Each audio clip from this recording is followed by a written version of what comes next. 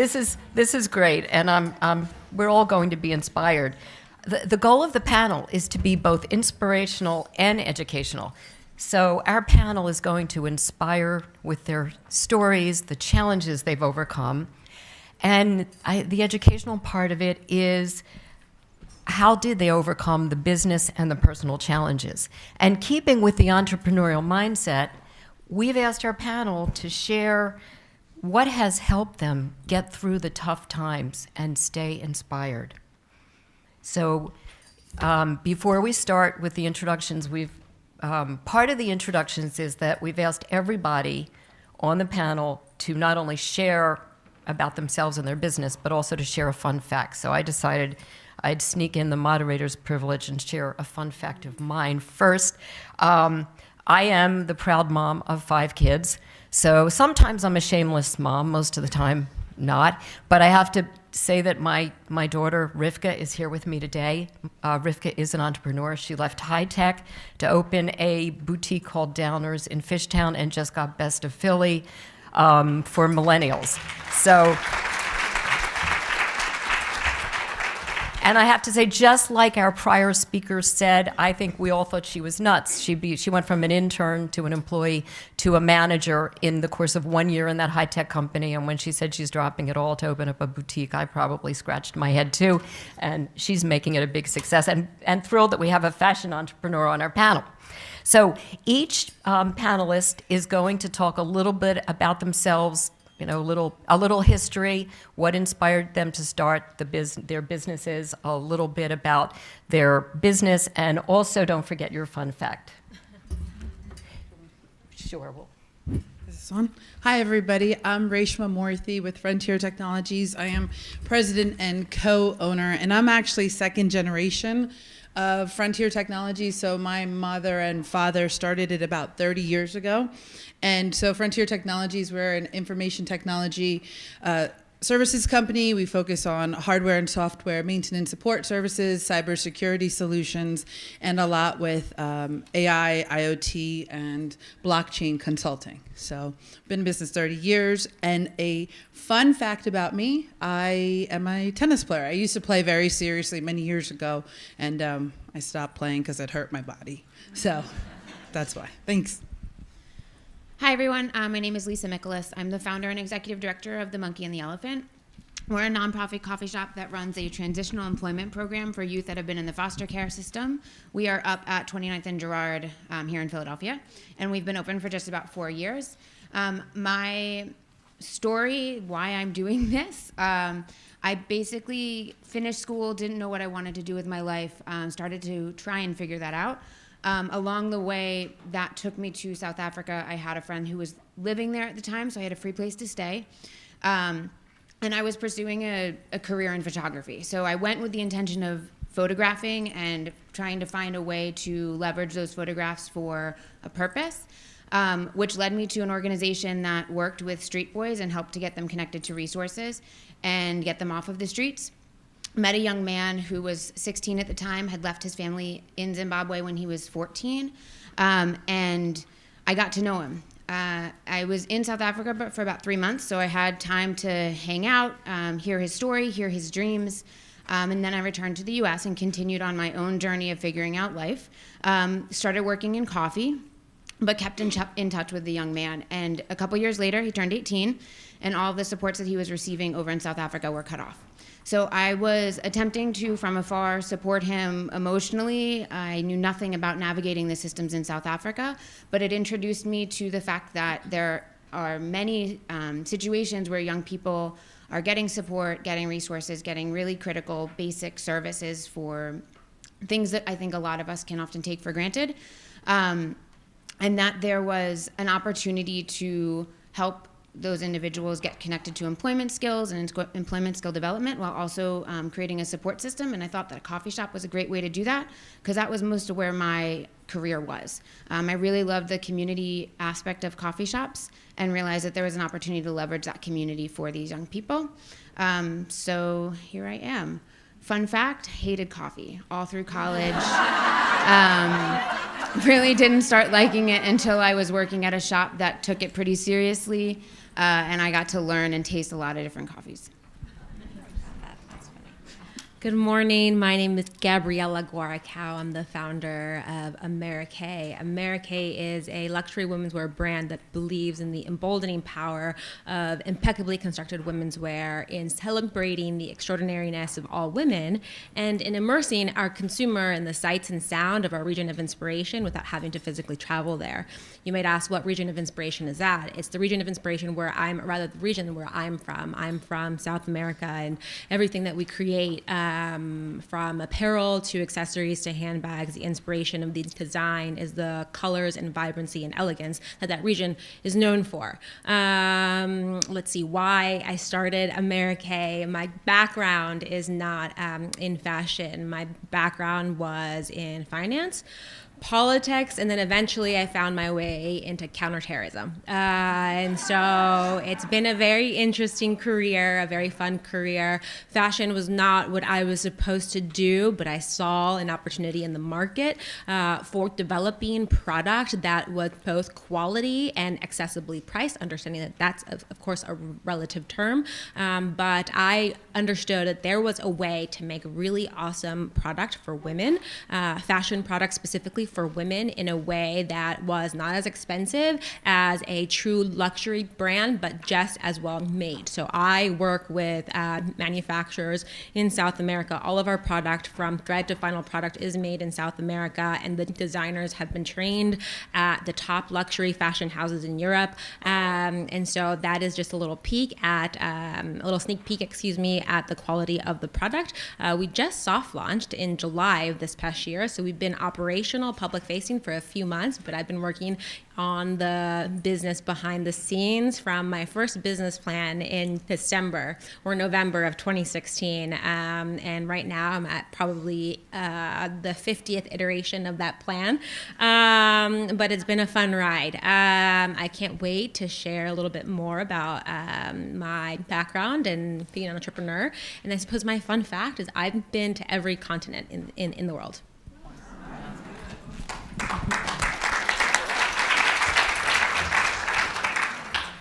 Just to orient everyone, because as Elisa said, we've got early, mid, and late. So Gabriella is early down there, just so as you're thinking about them and kinds of the questions you're going to want to ask later. And then Lisa is mid, and Reshma is later stage. So 5+, I guess, couple years for Lisa, and Gabriella just launched. So that to help you out. Okay, so we're going to start with the first question, and I looked at this, and I was looking at this last night. This whole question is a paragraph, but maybe it's better not to chop them up, but I'll remind you what's in this question. It's a little bit overbearing here. So what I'm going to ask the panel to do is discuss an example of a challenge that each of you has had to overcome, both on a business and personal level, and how you found the support and strength to address that challenge. You know, what was the internal dialogue in your mind, as well as the business approach. So we're going beyond business here. Business is really critical and important, but you can go to any conference and they'll talk about business, but not all of them will talk about where you found your emotional strength and inspiration and support to overcome that. So we're going a bit beyond us. And so, let us know what inspired and focused, what caused you to stay focused even when things got difficult. So you got all that? Was it just talk? You'll be fine.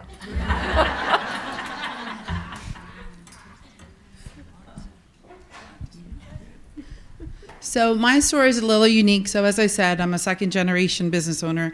My parents started it 30 years ago. So some of the struggles that I face, so like the speaker who just spoke before we got on stage, I was definitely going a different route. I was going to go into med school, and that's what I was studying. And I had no desire to go in the family business. My parents kept trying to encourage me to get involved, and I just didn't see it. I didn't understand why, and I didn't want to. And then when I came to when I graduated from college, I found myself in a different at a fork in a road. Do I go to school? Do I continue on to grad school? Or what do I do with myself? Or do I teach tennis or what? And so my mom offered me an opportunity in the business to get to know and understand. So I completely went like 180, and I said, you know what, I'm going to go and I'm going to try the business and understand and learn from her, because she's my motivator. She's my, my inspiration in life in general, and same with my dad. And so I went that direction. And so it was hard for me to adjust with people at my age, because I was 21. I completely studied something different. I studied one thing, and everybody was kind of going on their paths of what they studied in school. And I completely went the different direction. So that was one challenge that I had, because I didn't feel like I had a lot of people amongst my peers that I could relate to. And that's always something that you feel alone a lot. And I've always felt very alone for the past 10 years, just because amongst my peers, because I'm very different compared to a lot of different people. And I have a very entrepreneurial spirit, and I love business. And so it took me about 5 years to really understand what it takes, all that sacrifice that my mother and father had to do.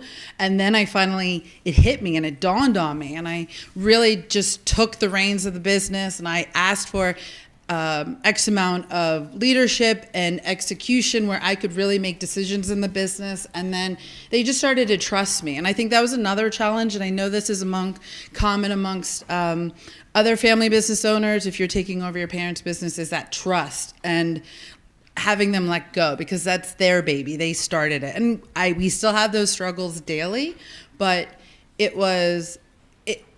and we still have them even to this day, but they really do let me take over and do what I need to do. And that's where I am now, and really trying to lead the business. From a professional perspective, I think one of the challenges that I'm facing now is, that was one, just kind of getting through your parents and letting me take over the business. But then also I'm trying to figure out next growth for the company. I'm really trying to take it from not necessarily a lifestyle business, but somewhere where we were good, and really trying to take it to new levels, trying to think about mergers and acquisitions.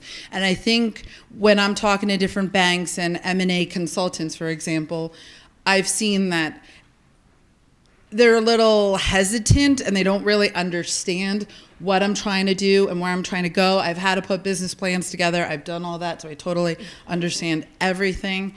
But the one thing of advice that I have is they all look at me with really funny faces, but I don't care. I say, you know what? This is what I want to do, and I'm going to make it happen. And I think that's just that's a way that I have overcome that obstacle. So I've been racking my brain to figure out which challenge to really pinpoint. Very early on, I got a lot of, you're taking on too much, you're trying to do too much, you should just open the coffee shop and not worry about the mission, or you should try and find, an organization to do this with you and for you. And while I looked and tried that route, I wasn't really finding the right fit or the right connection to make that happen. So met with a lot of just this isn't going to work. You're not going to be successful at that. So I think that overcoming that was just my sheer perseverance and just refusal to accept that. But I will say that this was the first kind of idea or path that I came across that I really felt that much conviction to move forward. And then, other challenges along the way, funding a nonprofit social enterprise and a coffee shop. Coffee shops hit a critical point if you have multiples that they start to become profitable, but a one standalone location, it's a pretty hard sell to an investor or for even a loan, and they require a lot of startup capital. And then the nonprofit piece, we ended up going that route mainly because people wouldn't give me money if I was a for-profit, for the social mission. So in order to drive the train forward, I kind of chose the path with the least resistance. Granted, there's still challenges that come along with that as well. I think on a personal end, I was fortunate that I had a great support system in my family, both emotionally and financially.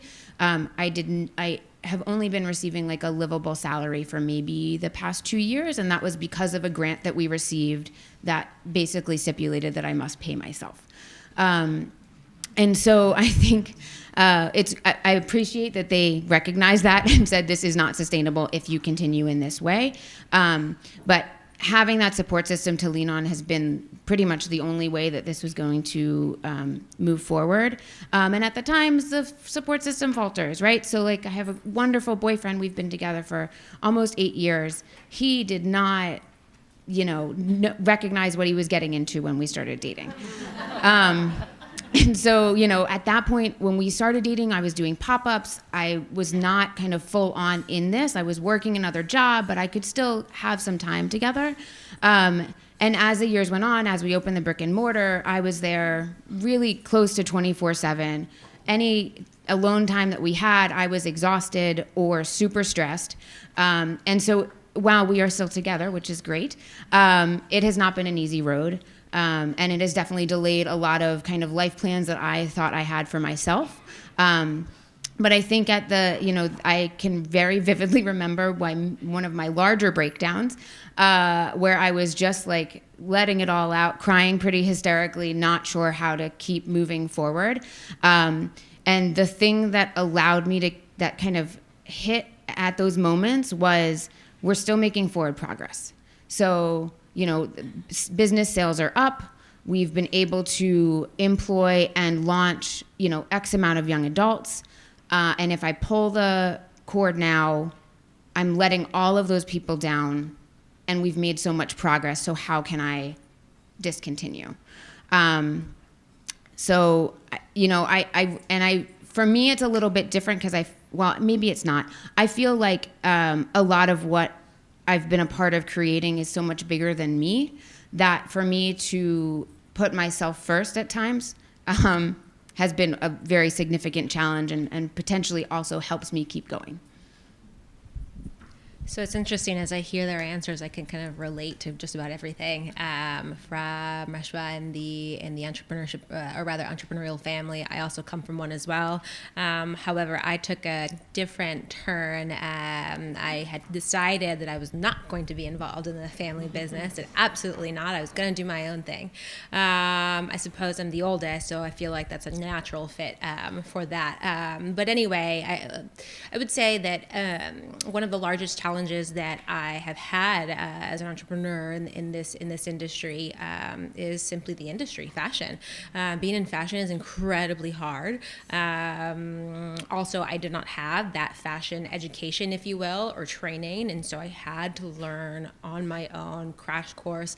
I joke that I gave myself an MBA in fashion just through reading books and articles and meeting with professors and meeting with people in the industry, and also surrounding myself, my team. I recognized very quickly that my skill sets were in business, were in marketing, and were in finance, but I had no clue about how to merchandise. I had no clue how to sketch. And so I had to find people within the industry who wanted to take a chance on me, really. And so luckily I met a group of 6 women from either Philly or New York who have worked at companies like Lululemon or Modot Brandy or even Urban Outfitters here in the Navy Yard, who are part of my team now. But that has been one of the more difficult challenges. And related to that, so here I am, young woman, 31, trying to pitch a fashion business to investors who are, I don't know the exact percentage, but a majority are men over 60 who fashion is this very soft, wishy-washy thing. How is it ever going to be profitable?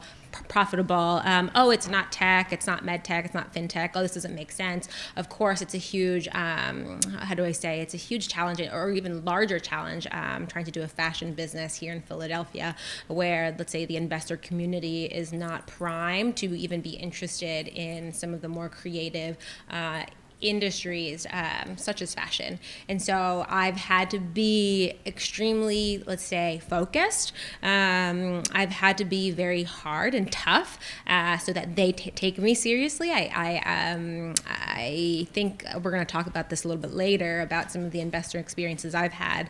And it's certainly let's say, given me a lot of pause, like, how can I do this? Am I ever going to do this? But I suppose similarly to what has been shared here already, what the things that kind of keep me going forward and moving beyond the really difficult challenges is this like little small seed of belief that I can actually make this happen, that I have the skill sets and ability to make this happen. One, two, I think the world deserves that I make this happen. I think this is a really good idea that I have, and it has the possibility of changing a portion of the fashion industry and how product is created, and so that's what keeps me moving forward is fundamentally a belief in self.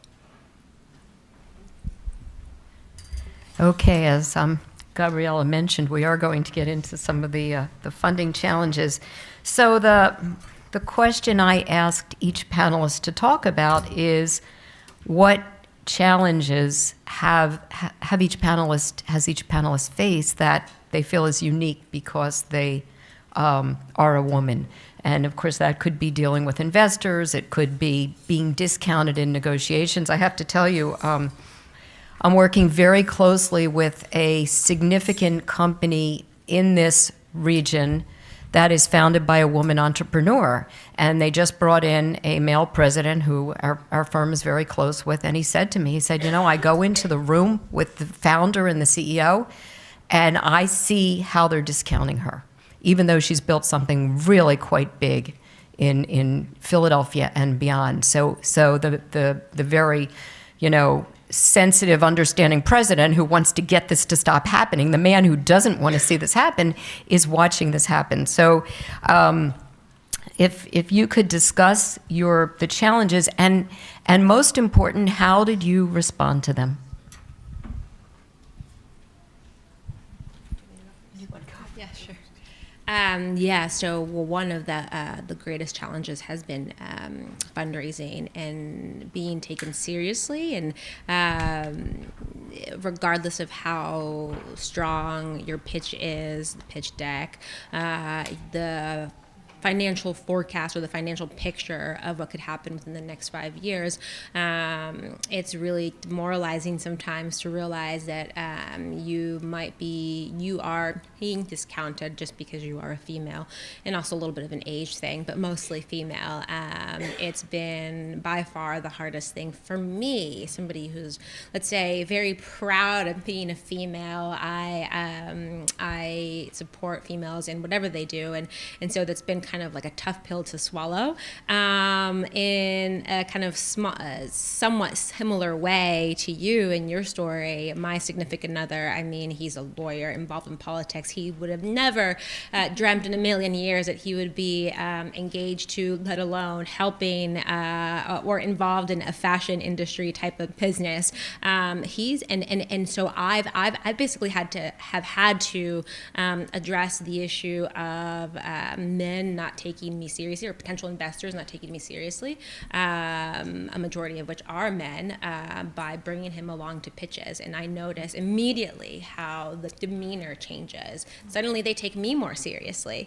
And I've gotten a little bit more used to that. Okay, I understand that's just the way things are, but it still hurts. There has definitely been some experiences, particularly early on when I started fundraising, that left me feeling very confused, I suppose is a very simple way to say it, where I realized several investors were trying to take advantage of me, but specifically, let's say emotionally, it was kind of like an emotional mind game where maybe they took pleasure in me, or rather, I'll say it this way. They realized very quickly that I was the kind of personality that would jump through every hoop just to get to the final conclusion. Whatever hoop they needed, I would do it.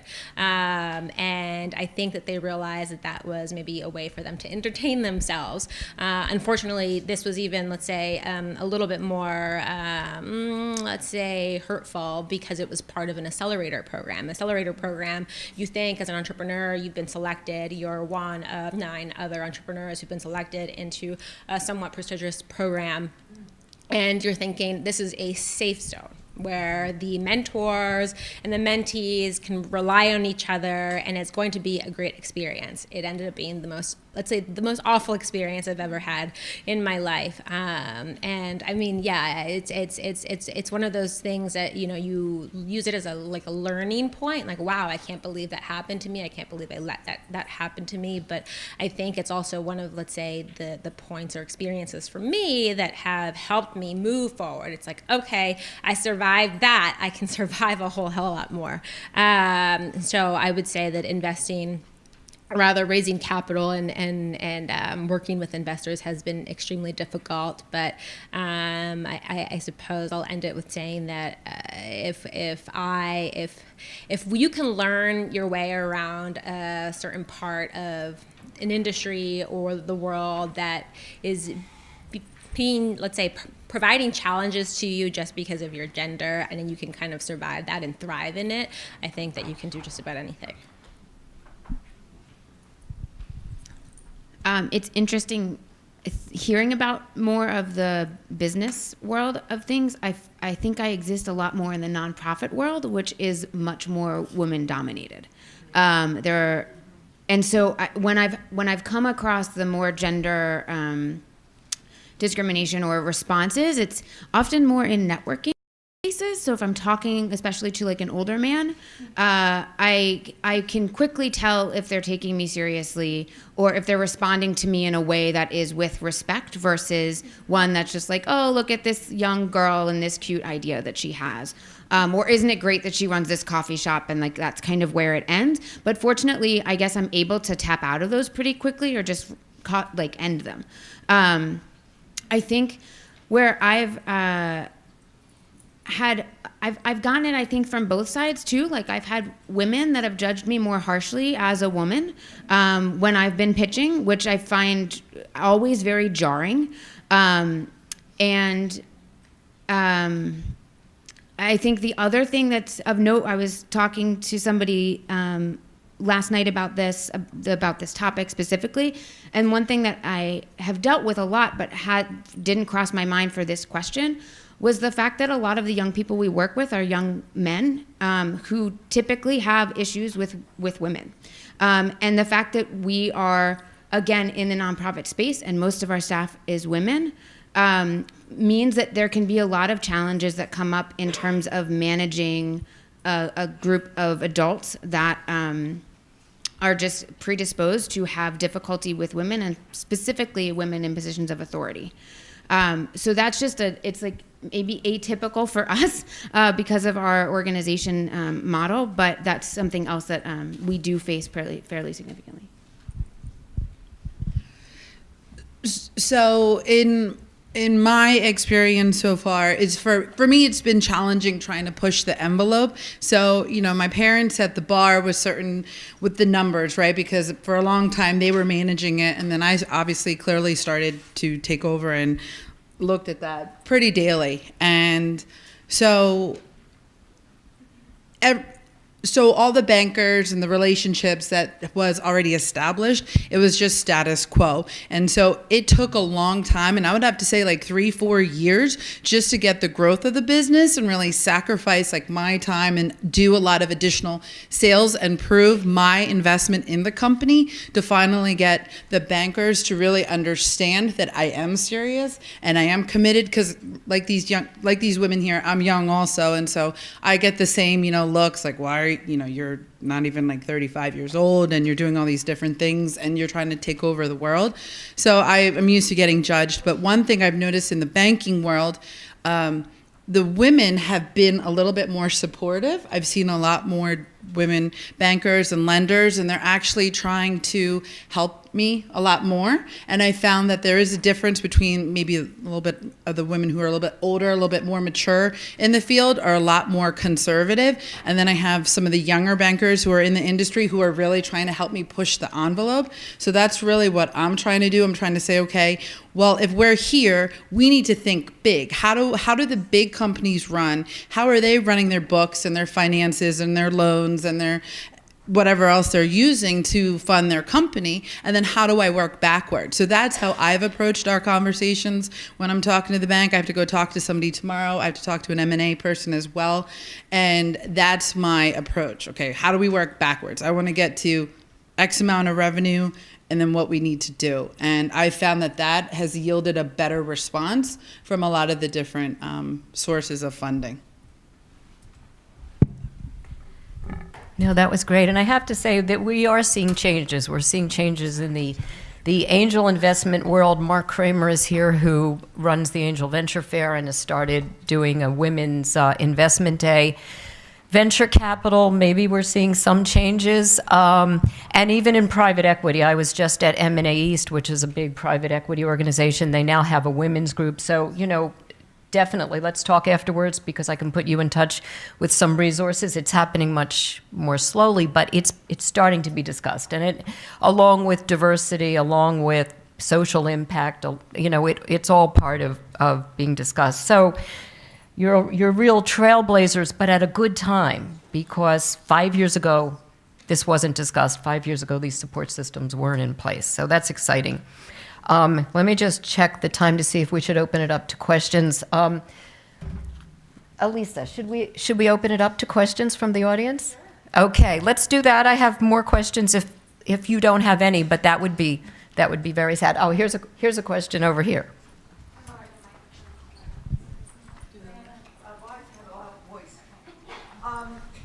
Years ago, there was a book that was printed. It's called Games Mother Never Taught You. It may be out of print now, but this book explains men and how they work in business. Let me tell you, I was reading this book. I'm sitting next to my husband, who, by the way, was a NASA engineer. And I'm looking at him, and I'm reading the book. And I'm looking at him, and I'm looking at him. I'm thinking, there's a lot more going on through this man's mind than he's telling me. I highly recommend it. Believe me. And half of this is a game. If you can manage to get the men to laugh, you'll get them on your side. Yeah, I read that book. Games Mother Never Taught Me, or something like that. Yeah. Okay. Hello. So I'm a part of a lot of different networking groups throughout the city, and one of the groups, we meet quarterly, and one of the questions that, somebody from the group each meeting gets up and explains a time that they asked for help and how that help has, or that act of asking for help has changed their business. Or changed their mindset, or helped them in any way. So I guess my question would be, for each of you in the stage that you're at, have you asked for help recently, and how has that help, or that act of asking someone for something, helped you in your business or personal life? That's a good question. I think this business in particular has forced me to ask for help. I don't think I ever was that kind of person, through a combination of factors. One, I'm a little bit more introverted. Two, I was raised in a household where I was meant to be very tough, and I had to figure things out on my own. And so I never was the kind of person to ask for help. And so this year in particular, I've had to ask for help often. And it's very freeing. And also, in its own way, empowering, and kind of makes you feel like you can rely on people, which I suppose is a good feeling. I would say it's absolutely made a huge impact in me specifically, but also the business.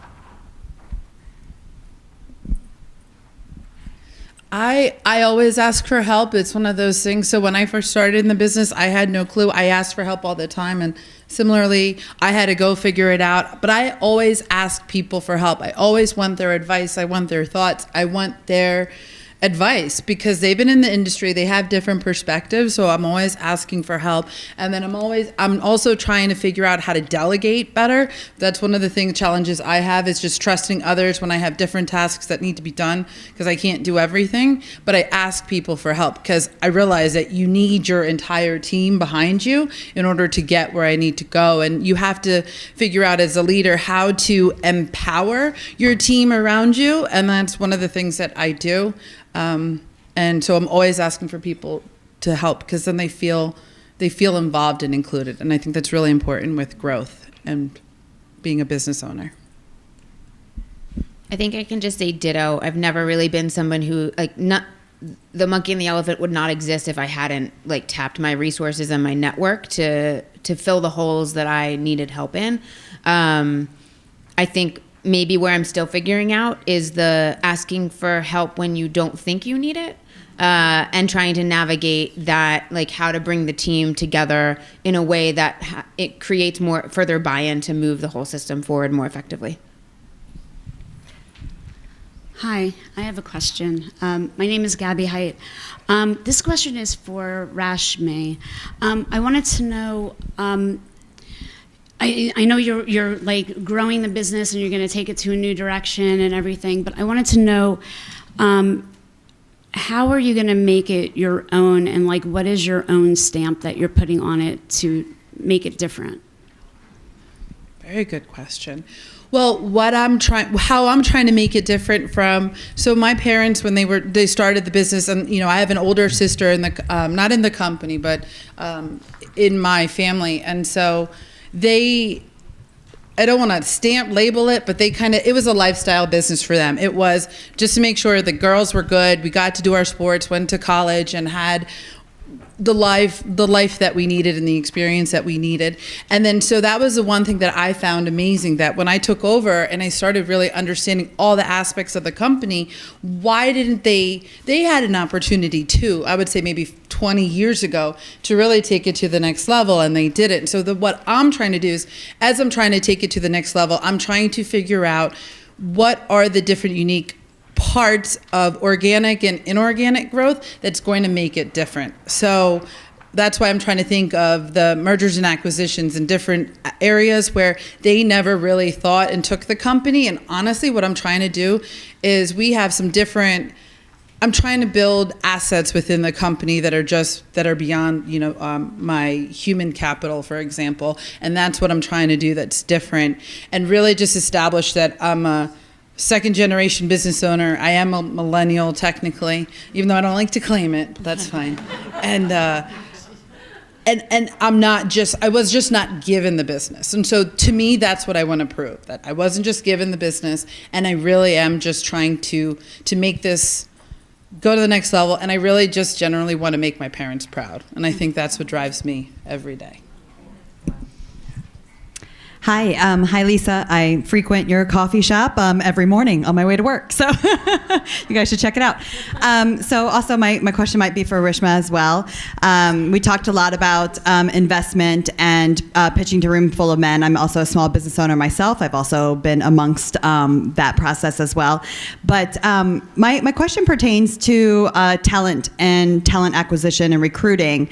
Lisa, you touched on it a little bit earlier about the people that are already employed at the coffee shop. So that's why I'm kind of directing over to Rishma, if I'm saying that right.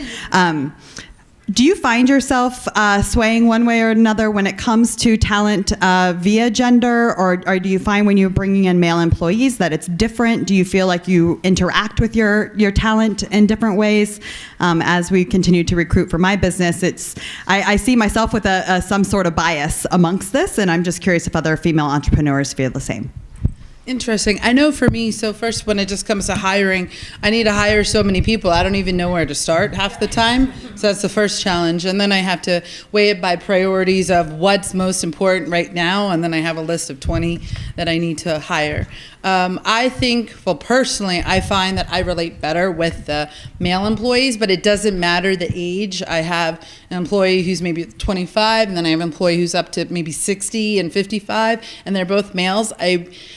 I get along better with them because I feel I have a very tough mentality, and so I don't like the catty BS, that happens around. So it's easier for me to talk to them because they get it, and I can just say things how it is, and I'm not hurting feelings.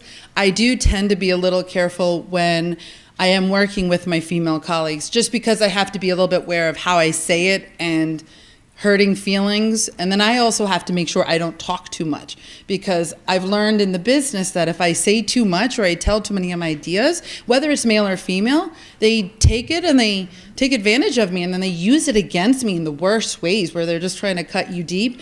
And so that's what I found. But when I'm trying to hire people, I'm open to all ages. We haven't had any issues, and I've brought in people from men and women from different ages and races and backgrounds, and hasn't had an issue there. So it's more just from a female-male perspective that I've noticed I have to adapt to who I'm talking to.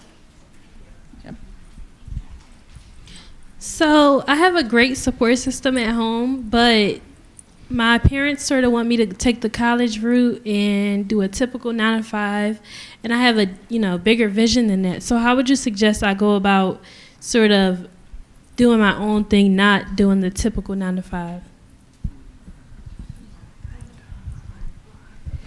So you haven't gone to college yet? You're deciding between... You're in high school. I just have to say, because having 5 kids and they're all over the place, and my youngest son wants to be a rap singer, and as a mom, I keep saying to him, you do your rap. In fact, my oldest son is in advertising, just brought a whole crew, including a drone, down to Philadelphia to film him.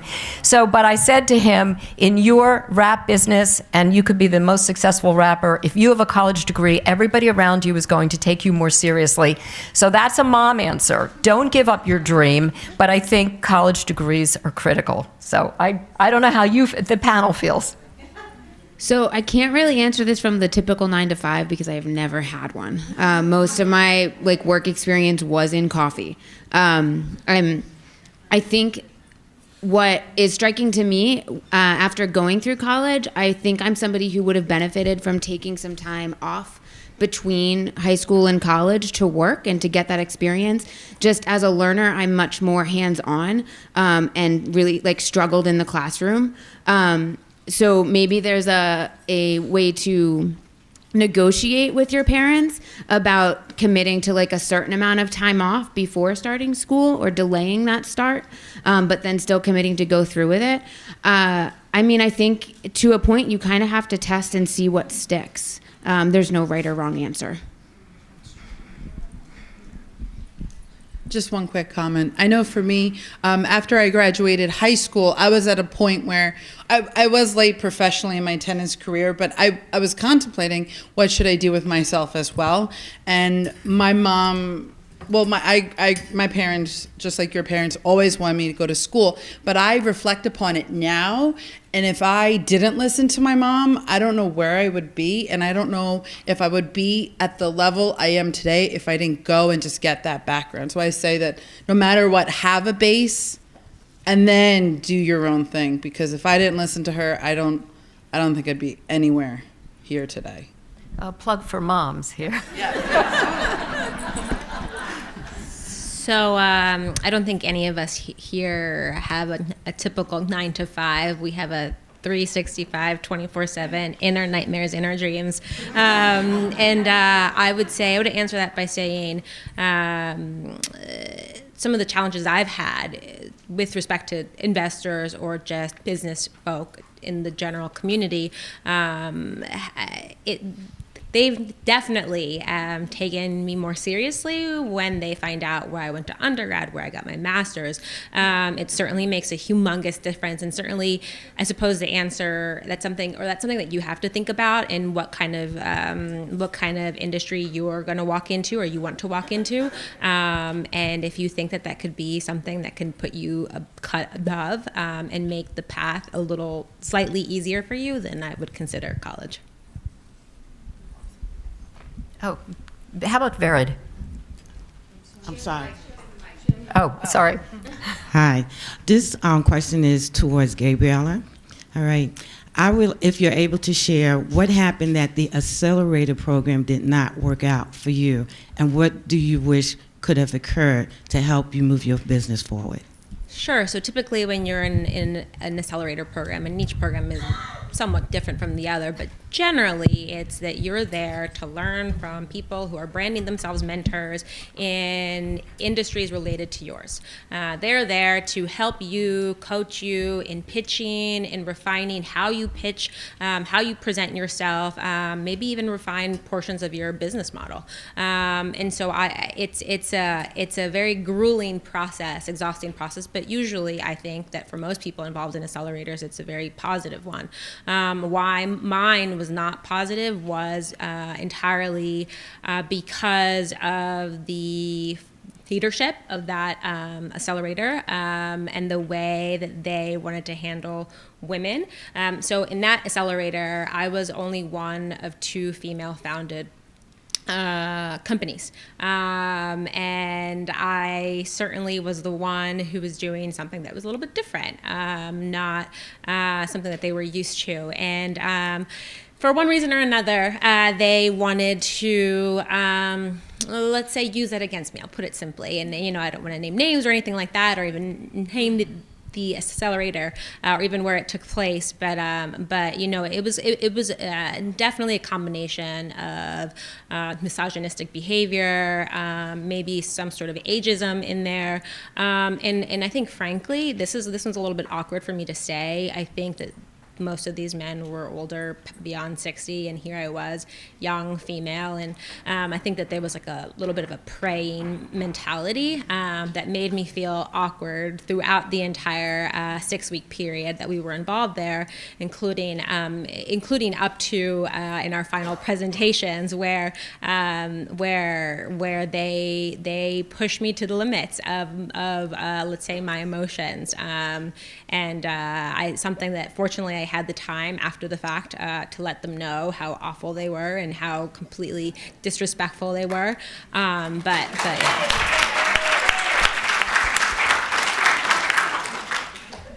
I have to add that there is a wonderful organization based in Washington, but has events all over, called Springboard, which has helped thousands of women get hundreds of millions of dollars of funding, and it was specifically to train women before investors. And they do I was down in Austin at South by Southwest. They did their own version of a Shark Tank, but they called it the Dolphin Tank. So do we have more questions? Yeah, good morning. My name is Colleen Bevenauer, and I'm here from Kretzu Forum. We're an angel investing group, and I'm here with Louise Klein, one of our sponsors. And first, I want to just congratulate and encourage all three of you for the success you've had. I mean, how about these guys? Aren't they amazing?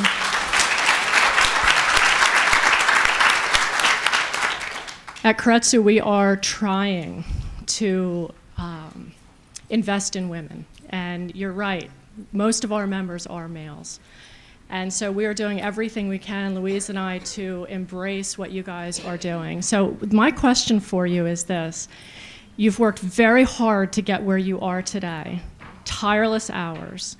But I want you to project forward and tell us, how are you defining success for yourselves, and what's it going to take to get from where you are today to that, and how can we help you?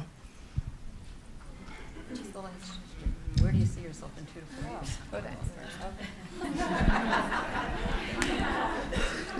So for me, I already have my exit strategy because of working tirelessly 24/7. I mean, I have like a head full of gray hair, and I'm not even 33. It's just like, I can't do it. I have to color my hair all the time. So it's just, I'm putting a lot of energy, and don't get me wrong, I love it. It's fun. It's my passion. For now, it's my passion. But I know I have an exit strategy stated within like 10 years or so for myself personally. I have some revenue goals for the company, and I'm really trying to position it to be sold, essentially. And so that's where I'm trying to take it. So I have some big, lofty revenue goals where I need to do it. I know I can't do it organically, so I need to figure out the M&As, and I'm really trying to figure out how to buy and bring in different companies for us to help us get there. And then also we have some different products and patent pending software within the company that I'm really trying to direct a lot of that funding to get that to the next level. And so I can create different layers of protection for myself. So after 10 years, hopefully when I'm out of this, I have backup plans and contingency plans afterwards. So I'm not completely not stuck, but I think it's in us that entrepreneurship is, how can you keep taking things to the next level? So for me, it's just getting the business to a good place, sell that off, and then use that different capital for different software ventures for myself.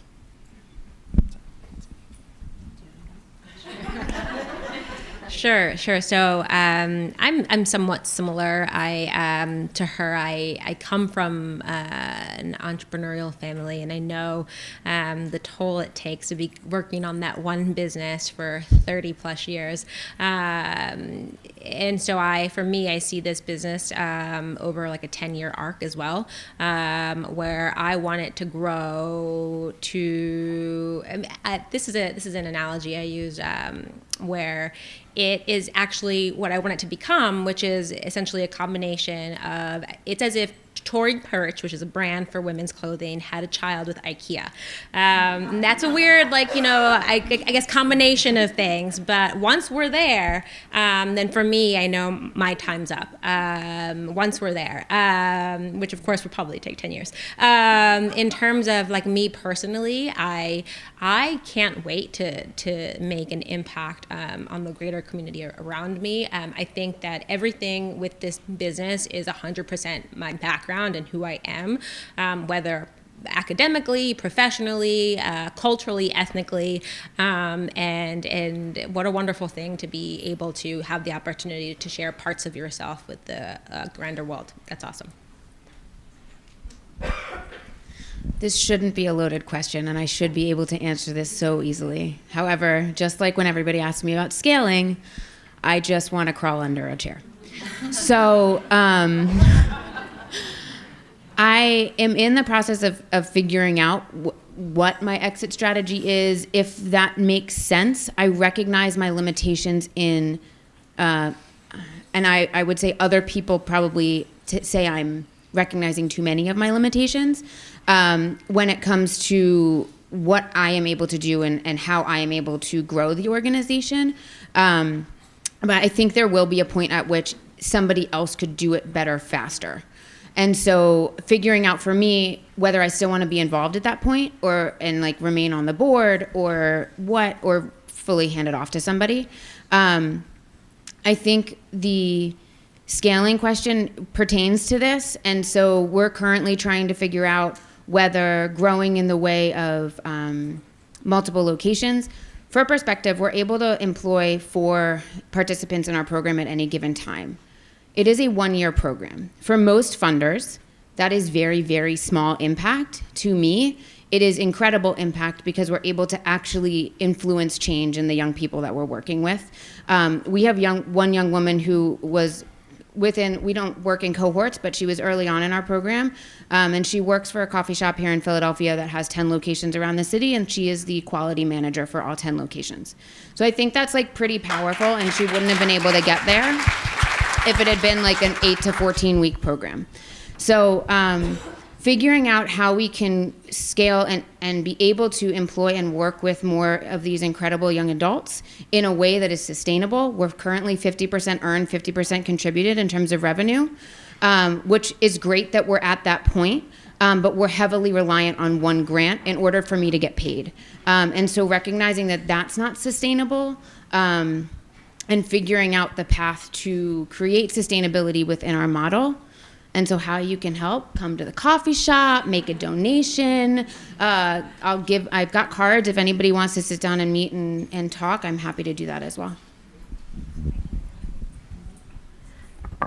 Okay. Oh, finally, Vered. Well, this will be the last question. First of all, Elisa, congratulations. This is fantastic. Let's give Elisa a big hand.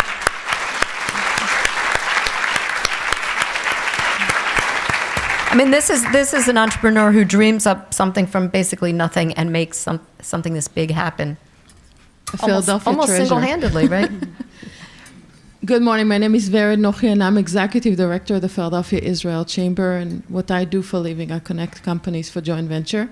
And it's fantastic to see so many people, because in many of my events that are tech-oriented and others, we see a lot of men and less women. So it's fantastic to see women in business and entrepreneurship. Congratulations. My question as a mother of 3 who worked in logistics in different industries where there were no women. I'm raised by a mother who's a fashion designer and a father who had an independent business as well. It is very difficult to be a mother and a business woman. My question to you, how do you build your businesses to allow women to be mothers, to continue being feminine, to dress feminine, to accomplish for you what your mission is as mothers and as women? Thank you.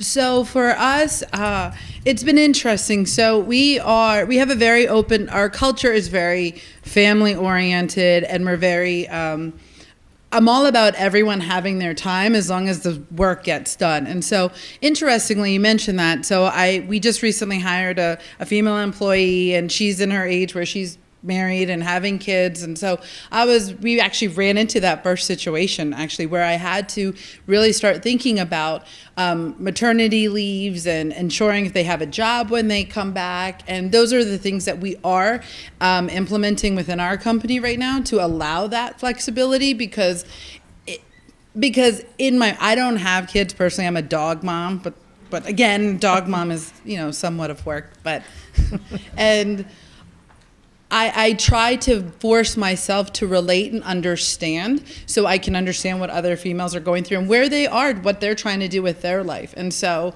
we take that into consideration. And so we have different kind of policies in place to support them and have short-term disability and different things so that they have that security, because I get it that it happens. And so that's what we're doing within Frontier.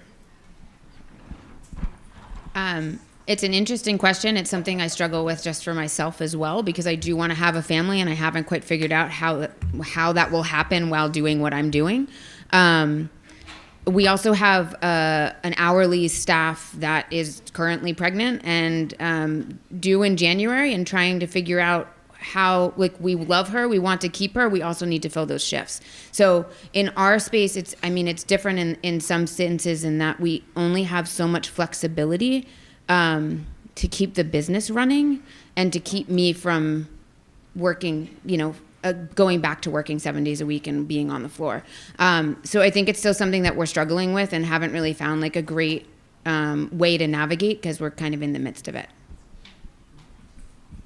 So we say we're 18 pie women, 4 women. It kind of just happened that way, where we're a team of 6 women. And we've certainly had issues come up where, or rather, let me say it this way, that I think that any business of the future that is catering to the needs of the contemporary population needs to cater to women in things like maternity leave, breast pumping rooms. It's absolutely a must. And it's a challenge, I think, for a business like mine, and where mine will be in the next couple of years, just because we don't, unfortunately, have the resources to do all the things that I want to do. I recently lost a potential hire because she wants to start a family in the next year and a half, year or so, she told me.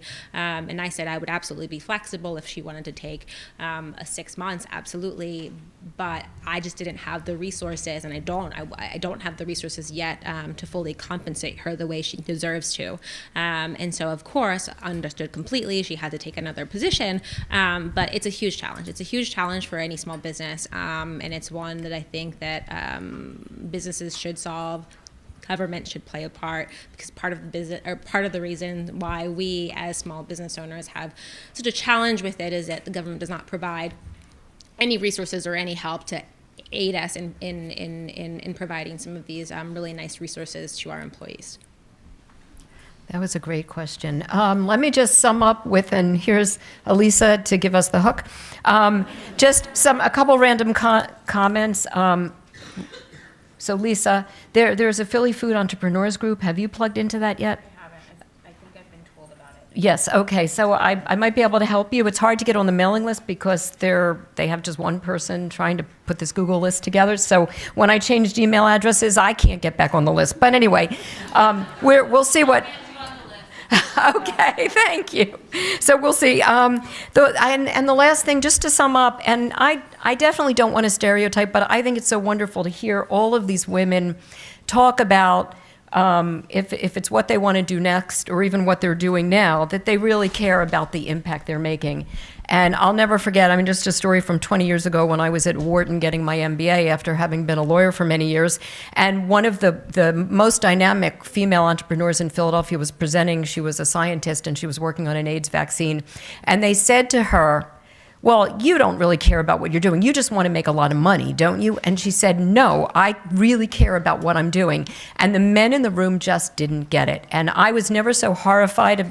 I think Wharton's gotten better than that, but I was never so horrified at my fellow classmates. A lot of them were from investment banking in New York, and we know what that mindset is. But I think it's so wonderful that that all of these women are thinking about their impact, and that's the future of the world. I just heard the former president of Whole Foods speak last week, and he said companies have to start thinking about stakeholders beyond just shareholders. They have to think about their employees, they have to think about the community, they have to think about sustainability, and I think it's women who are going to be leading the way in that. And so with that, please join me in giving a big hand to this wonderful panel.